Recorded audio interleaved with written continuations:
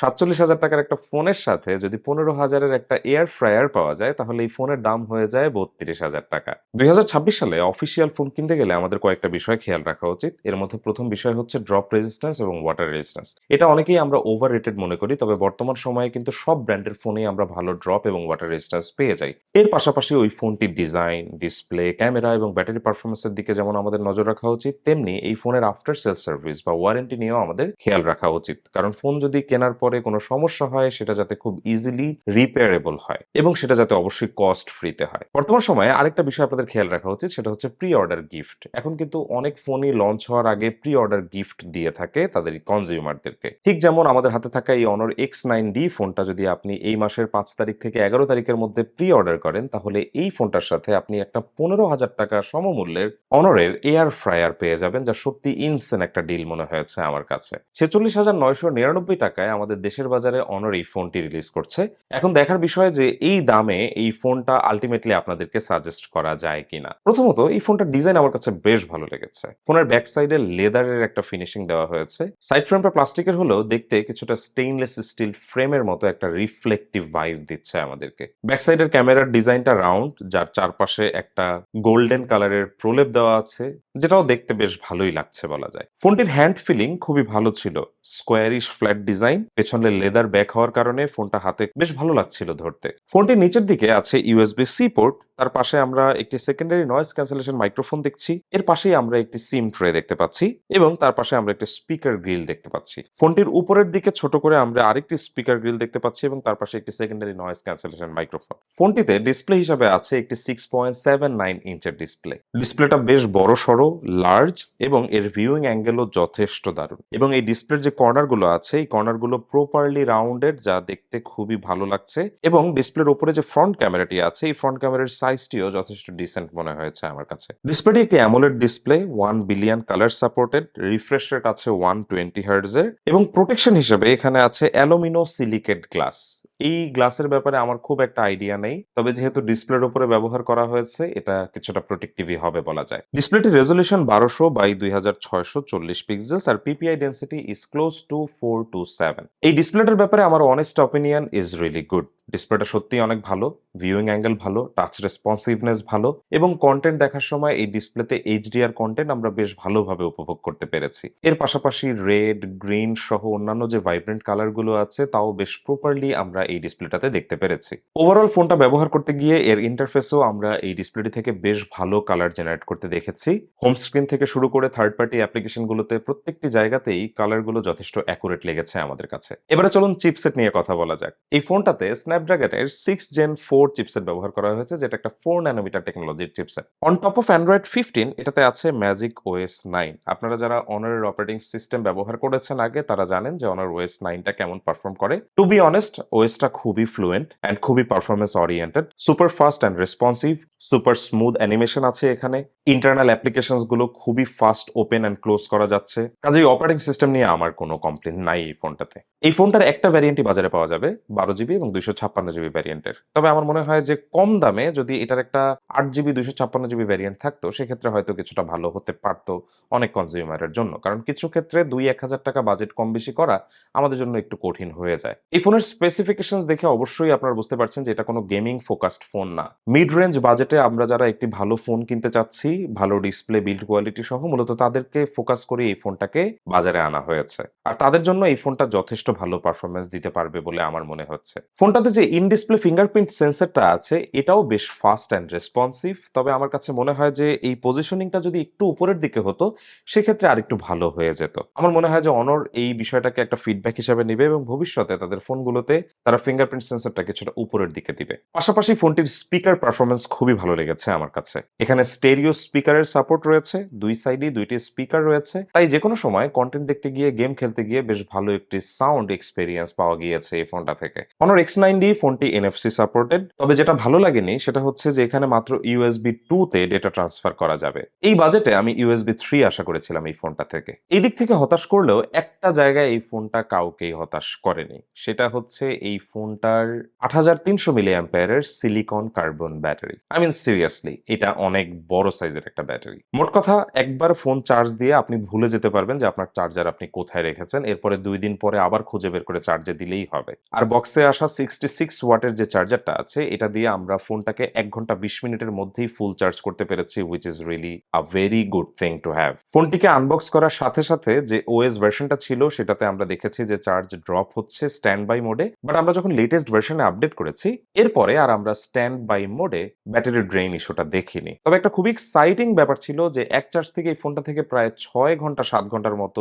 Gaming backup আপনি পেয়ে যাবেন, হুইচ ইজ রিয়েলি ইনসেন। তবে অবশ্যই এই ফোনের যারা গ্রাহক থাকবেন তারা কিন্তু গেমিং এর জন্য কিনবেন না, এটা আমরা জানি। তবে এভরিডে ইউজের জন্য আমার মনে হয় যে ২ দিন এই ফোনটা আরামে চলে যাবে। পাশাপাশি এই ফোনটা রিভার্স চার্জিং সাপোর্টেড, তাই এই ফোনটাকে আপনি পাওয়ার ব্যাংক হিসেবে ব্যবহার করতে পারবেন। আপনার সাথে থাকা যে কোনো গ্যাজেট অ্যাক্সেসরিজ কিংবা আপনার সাথে থাকা অন্য কোনো ফোনও আপনি এই মোবাইলটা দিয়ে খুব ইজিলি চার্জ করতে পারবেন। বড় ব্যাটারি থাকার অনেক সুবিধা আছে, তার মধ্যে রিভার্স চার্জিংটাই সবচেয়ে উপকারী বলে আমি মনে করি। প্রায় অনেক বিষয় নিয়ে কথা বললাম, তবে এই ফোনটা যে ওয়াটার রেজিস্ট্যান্ট এবং ড্রপ রেজিস্ট্যান্ট এটা নিয়েই কথা বলা হলো না। এই ফোনটা IP69 কে ওয়াটার রেজিস্ট্যান্স। আমরা IP66 শুনেছি, 7 শুনেছি, 8 শুনেছি। But what is IP69 K? IP69 কে এর মানে হচ্ছে যে এই ফোনটাকে যদি আপনি ৮৫ ডিগ্রি গরম পানিতেও রাখেন সেক্ষেত্রেও এই ফোনটাতে পানি ঢোকা বা এই ফোনটাতে কোনো প্রবলেম হবে না। এর পাশাপাশি এই ফোনটা IP68 ওয়াটার রেজিস্ট্যান্ট। এর মানে হচ্ছে যে 1.5 মিটার পানির নিচেও আপনি এই ফোনটাকে ৩০ মিনিট রাখলেও কিছুই হবে না। এর পাশাপাশি এই ফোনটা IP66 ওয়াটার রেজিস্ট্যান্ট। এর মানে হচ্ছে নরমাল স্প্ল্যাশেও এই ফোনটাতে কোনোভাবেই পানি ঢোকার চান্স নেই। আর এই ফোনটা কিন্তু IP6X ডাস্ট রেজিস্ট্যান্সও বটে। এর মানে হচ্ছে ধুলোবালির মধ্যে পড়ে গেলেও আপনার ফোনের মধ্যে কোনোভাবে ডাস্ট ঢোকা রিলেটেড সমস্যা হবে না। যেকোনো ফোনেরই শত্রু হচ্ছে ধুলাবালি আর পানি, আর যখনই কোনো ফোন ডাস্ট এবং ওয়াটার রেজিস্ট্যান্স হয়ে যাচ্ছে তখন এই বিষয়গুলো নিয়ে আর চিন্তা করতে হচ্ছে না। আর যেকোনো ফোন লং টাইম ব্যবহার করার জন্য আমি মনে করি যে সেই ফোনটা ডাস্ট এবং ওয়াটার রেজিস্ট্যান্স হওয়া উচিত at least to a minimum level. But এই ফোনটা মিনিমাম লেভেলের উপরে রেজিস্ট্যান্ট, তাই এটা একটা প্লাস পয়েন্ট বলে আমি মনে করি। সবকিছু নিয়ে কথা বললাম, একদম শেষে কথা বলবো ক্যামেরা নিয়ে। এই ফোনটাতে টোটাল ৩টা ক্যামেরা আছে। ব্যাক সাইডে ১০৮ মেগাপিক্সেলের একটা মেইন ক্যামেরা সেন্সর আছে, তার সাথে ৫ মেগাপিক্সেলের একটি আলট্রা ওয়াইড ক্যামেরা সেন্সর আছে। আর সামনে এই ফোনটাতে একটা ১৬ মেগাপিক্সেলের ফ্রন্ট ক্যামেরা আছে। মেইন ক্যামেরায় তোলা ছবিগুলো আমাদের কাছে ডিসেন্ট মনে হয়েছে, অ্যাটলিস্ট এই প্রাইস রেঞ্জে। এই ক্যামেরাটিতে 4K তে 30 FPS এ ভিডিও করা যাচ্ছিল। ভিডিওগুলো আমার কাছে যথেষ্ট ডিসেন্টই মনে হয়েছে। যেহেতু এখন খুব বেশি শীত, তাই বাতাসে অনেক বেশি কুয়াশা আছে। আর এই কুয়াশার মধ্যে দিনের বেলা আমরা কিছু ভিডিও করেছি, যে ভিডিওগুলো আমাদের কাছে খুব ভালোই মনে হয়েছে। যখনই আমরা কোনো অবজেক্টকে খুব কাছ থেকে ভিডিও করছিলাম যেখানে ব্যাকগ্রাউন্ডে অনেক বেশি স্পেস ছিল, সে সমস্ত জায়গায় আমরা বেশ ভালো একটি ডেপথ ইফেক্ট বা ব্লার ইফেক্টও পেয়েছি ভিডিওগুলোর ক্ষেত্রে, যা সত্যিই প্রশংসনীয় একটা ব্যাপার। তবে এই ভিডিওতে যে কালার ক্যাপচার করা হয়েছে এটা হয়তো আপনাদের অনেকের পছন্দ নাও হতে পারে, কাজেই যারা ভিডিওগুলো এডিট করবেন তখন টুকটাক কালার এডিট করে নিলেই হয়ে যাবে বলে আমি মনে করি। পাশাপাশি মেইন ক্যামেরা দিয়ে তোলা ছবিগুলো আমার কাছে যথেষ্ট ডিসেন্ট মনে হয়েছে। এই বাজেটে অন্য সকল ফোনের ক্যামেরাকেই আমরা দেখি যে ছবি প্রসেস করে খুব স্যাচুরেটেড করে ফেলা হয়, বাট এই ফোনের ক্ষেত্রে আমরা এই ব্যাপারটা দেখিনি। বেশিরভাগ ক্ষেত্রেই ডিটেলস গুলো ভালো ছিল, তবে গ্রিন কালার গুলো বা রেড কালার গুলোকে আমরা অন্য ফোনের মতো স্যাচুরেটেড করতে দেখিনি, যেটা আমাদের কাছে একটা ভালো ব্যাপার মনে হয়েছে। তবে একটু অবাক হয়েছি যে নীল কালার পেলে আবার খুব বেশি স্যাচুরেটেড করে ফেলছিল এই ক্যামেরাটা। ফাংশনে একটি আলাদা প্রো মোডও পেয়ে যাচ্ছেন আপনি, যেখানে আপনি শাটার স্পিড আইএসও ব্যালেন্স করে আপনার পছন্দ মতো ছবি তুলে নিতে পারবেন। পাশাপাশি এই মেইন ক্যামেরাটাকেই আপনি 3x ফোকাল লেন্থে নিয়েও ছবি তুলতে পারবেন। সেক্ষেত্রেও বেশ ভালো ডিটেইলস আমরা পেয়েছি, তবে এটা কিন্তু ক্রপড ইন করে প্রসেস করে করা হয়। মেইন ক্যামেরা সেন্সরটাই ক্রপড ইন করে 3x ফোকাল লেন্থে তোলা হয়। ফোনটা যেহেতু ওয়াটার রেজিস্ট্যান্স, তাই পানির নিচে নিয়েও আমরা এটাকে ভিডিও করেছি। যেহেতু পুকুরের সবুজ পানিতে আমরা ভিডিও করেছি, তাই ভিডিওটা হয়তো ঘোলা এসেছে।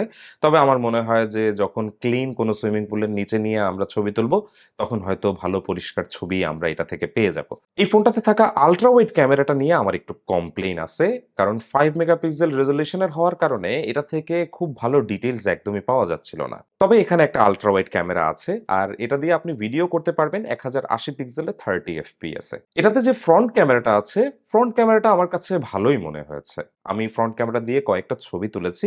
যে পিকচারগুলো আমার কাছে মনে হয়েছে যে কালারগুলো প্রপার না, লাইক প্রসেস করে হয়তো কালারটাকে আরেকটু স্যাচুরেটেড করলে বা আরেকটু কন্ট্রাস্টি করলে হয়তো ভালো লাগতো। তবে সেগুলো হয়তো নিজেরই করে নিতে হবে। তবে ফ্রন্ট ক্যামেরা দিয়ে আমি কিন্তু ভিডিও করেছি। সেই ভিডিওটা একটু আপনারা দেখেন। এই ফুটেজটা আমরা নিচ্ছি Honor X9D এর ফ্রন্ট ক্যামেরা দিয়ে, যেটা 1080 পিক্সেলে 30 এফপিএস এ এখন শুট করা হচ্ছে।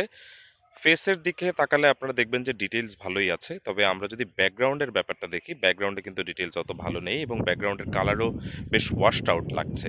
তবে আমরা যদি শুধুমাত্র আমার ফেসের ডিটেইলসে দেখি তাহলে দেখব যে কালারগুলো যথেষ্ট অ্যাকুরেটই মনে হচ্ছে। সো ফ্রন্ট ক্যামেরার ভিডিওটাও আপনারা দেখলেন, আমার কাছে ডিসেন্ট মনে হয়েছে অ্যাটলিস্ট এই বাজেটে যেকোনো অফিসিয়াল ফোনের থেকে। মোট কথা ক্যামেরাতে Honor X9D আল্ট্রা ওয়াইড ক্যামেরাতে ডিসঅ্যাপয়েন্ট করলেও ফ্রন্ট ক্যামেরা এবং মেইন ক্যামেরা সেন্সরে এটা খুব বেশি ডিসঅ্যাপয়েন্ট করেনি আমাকে। মোট কথা এই ফোনটার ডিজাইন ভালো, ডাস্ট এবং ওয়াটার রেজিস্ট্যান্স আছে এবং ফোনটা অফিসিয়াল ফোন। আপনি ভালো ওয়ারেন্টি সার্ভিস পাবেন। ফোনটাতে ভালো একটা ডিসপ্লে দেওয়া হয়েছে এবং যে চিপসেটটা আছে এটা ভালো একটি পারফরম্যান্স জেনারেট করছে।